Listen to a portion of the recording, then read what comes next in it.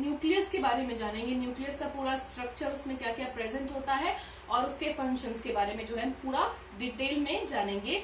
सो nucleus का सबसे पहले जो है मैं डायग्राम बना देती हूँ।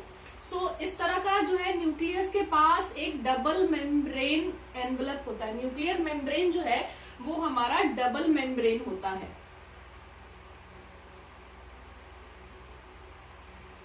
ठीक है, इसके अलावा जो है आप ये बात याद रखिएगा कि पूरे सेल में सिर्फ 3 ऑर्गेनेलीज ऐसी होती है जो डबल मेम्ब्रेन होती हैं। एक हमारा न्यूक्लियस, एक माइटोकॉन्ड्रिया और एक क्लोरोप्लास्ट। इसके अलावा जो बाकी सारी ऑर्गेनेलीज होती है, सेल ऑर्गेनेलीज, ये सब की सब जो है वो सिंगल मेम्ब्रेन की होती है। ठीक है, सो न्यूक्लियर मेम्ब्रेन हमारा हो गया, this is your nuclear envelope और न्यूक्लियर मेम्ब्रेन। ये जो होल्स दिख रहे हैं आपको, ये है आपका न्यूक्लियर पोर। इन्हीं के थ्रू जो सब्सटेंसेस हैं सेल के, न्यूक्लियस और सेल का जो इंटरेक्शन होता है, जो भी चीजों का अंदर बाहर जाना होता है, वो इन्हीं पोर्स के थ्रू जो है अंदर बाहर जाते हैं। उसके बाद जो है न्यूक्लियस के अंदर एक फ्लूइड प्रेजेंट होता है, semi fluid jelly type structure होता है, जिसे हम न्यूक्लियोप्लाज्म कहते हैं। ओके, इसके अलावा एक अंदर जो है एक थ्रेड लाइक स्ट्रक्चर होता है, इस तरह से उलझे हुए थ्रेड की तरह एक स्ट्रक्चर पड़ा हुआ रहता है और इसे हम कहते हैं क्रोमैटिन थ्रेड या फिर क्रोमैटिन फाइबर।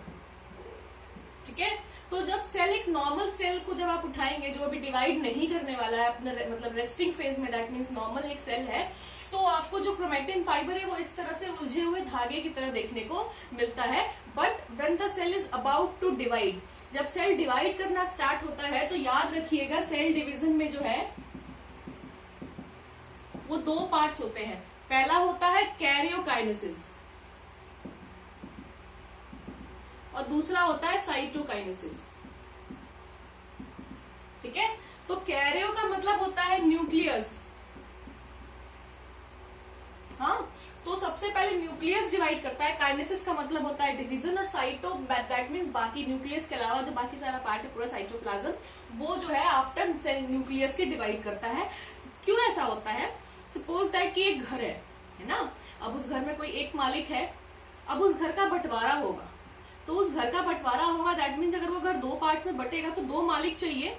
तो पहले तो उस घर में कोई ना कोई राउडी ऐसा आएगा ना, रिवोल्ट करने वाला, जो बोलेगा मुझे भी मालिक बनना है ना, कोई मालिक रहेगा तभी तो एक नया घर वो बना पाएगा। तो उसीलिए, क्योंकि एक सेल के जो भी फंक्शंस हैं, सारा control, coordination, nucleus is the brain of the cell, तो हर चीज को, जो भी फंक्शन है सेल को, लिविंग वगैरह कुछ भी करना है, जैसे घर को पूरा जो भी खर्चे वर्चे एवरीथिंग एक मालिक, ओनर चलाता है, हेड ऑफ द फैमिली चलाता है, उसी तरह न्यूक्लियस जो है वो हेड ऑफ द सेल है।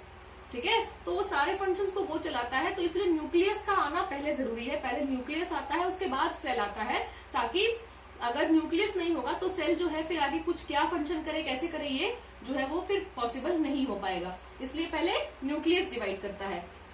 तो अब ये जो न्यूक्लियस है, जब ये डिवाइडिंग फेज में आएगा, जब ये डिवाइड करना स्टार्ट होगा, तो ये जो क्रोमैटिन थ्रेड्स हैं, फाइबर, ये सुलझ जाएगा, और सुलझने के बाद जो है ये अपने आप को इस तरह से क्रोमोसोम्स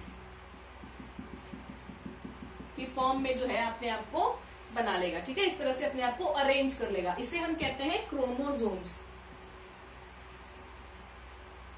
अगेन क्रोमोसोम्स जो होते हैं, इनके बारे में थोड़ा और डिटेल में पढ़ाती हूँ। तो क्रोमोसोम्स की जो नंबर होती है वो अलग अलग ऑर्गेनिजम्स में अलग अलग होती है। नंबर ऑफ क्रोमोसोम्स जो है ये बताता है कि वो कौन सा ऑर्गेनिज्म है। ठीक है, फॉर लाइक हमारे बॉडी में जो है, ह्यूमंस में जो नंबर ऑफ क्रोमोसोम्स है दैट इज 23 पेयर्स, 46 क्रोमोसोम्स जो है वो हमारे बॉडी में प्रेजेंट है।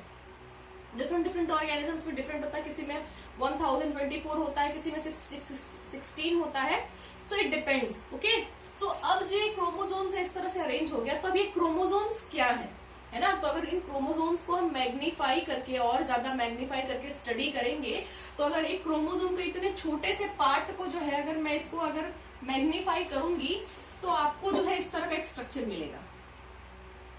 ठीक है, ये इस तरह से condensed DNA structure, chromosomes are condensed DNA structure, मतलब ये स्ट्रक्चर बहुत बड़ा होता है, लेकिन ये कंडेंस होकर अपने आप एकदम सिकोड़ के एक जगह इकट्ठा हो जाता है, जिसकी वजह से बहुत छोटा दिखता है। ठीक है, ह्यूमंस का जो डीएनए होता है it is up to 2.25 metres long, ठीक है। एक छोटा सा सेल जिसे आप नेक आई से देख भी नहीं सकते हैं, उसमें इतना लंबा डीएनए प्रेजेंट होता है।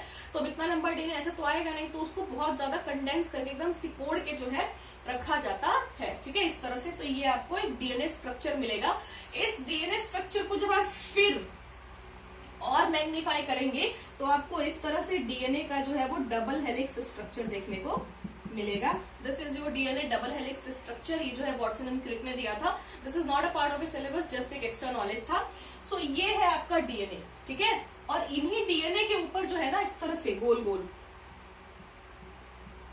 जीन्स प्रेजेंट होती है। और ये जो जीन्स है,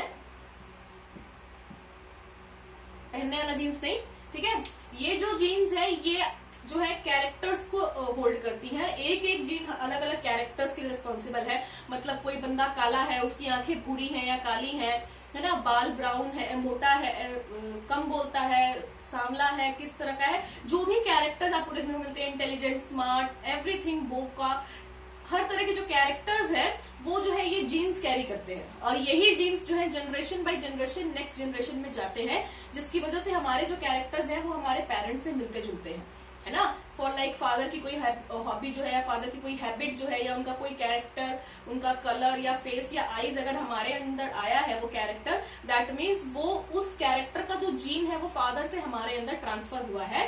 तो रिप्रोडक्शन के टाइम पे यही जीन्स, जो जीन्स हमारे फादर या मदर से हमारे अंदर आते हैं, वही कैरेक्टर्स जो है हमारे उनसे मिलते हैं। So these are very important. ये जेनेटिक इनहेरिटेंस है, ठीक है। डीएनए का जो फुल फॉर्म होता है that is your deoxy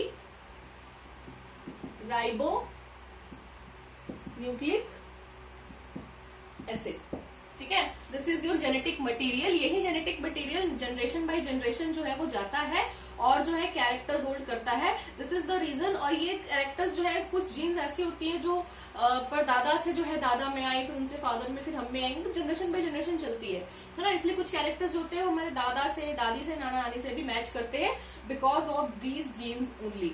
so nucleus जो है it is the brain of the cell. एक तो ये पूरे बॉडी के, पूरे सेल के फंक्शंस को कंट्रोल करता है, कौन सी चीज कहाँ, ठीक है, हेड ऑफ द फैमिली की तरह। Plus it carries genetic material which is very important. ये जेनेटिक मटेरियल जो है इन थ्रेड्स पे ये सारा इंफॉर्मेशन रहता है कि उस सेल को, पर्टिकुलर उस सेल को क्या क्या परफॉर्म करना है, या उस ऑर्गेनिज्म को कौन कौन सी कैरेक्टर्स को होल्ड करना है। ये सारी चीजें जो है हमारे डीएनए पे बेस होती है, इस पे डिपेंड करती हैं, जीन्स पे डिपेंड करती हैं, ठीक है। इसीलिए nucleus is the very important, the most important part of the cell. So आज की वीडियो में इतना ही। नेक्स्ट जो है बाकी सेल ऑर्गेनेल्स के बारे में जो है हम अपने नेक्स्ट वीडियो में जानेंगे। Thank you and have a nice day. अगर आपको मेरा वीडियो अच्छा लगा तो आप लाइक शेयर और सब्सक्राइब कीजिएगा। प्लस अगर आपको मुझसे कोई भी क्वेश्चन पूछना हो तो आप मुझे इंस्टाग्राम पे फॉलो कर सकते हैं। मेरा इंस्टाग्राम हैंडल है सपना रॉक्स देसी girl. Thank you and have a nice day.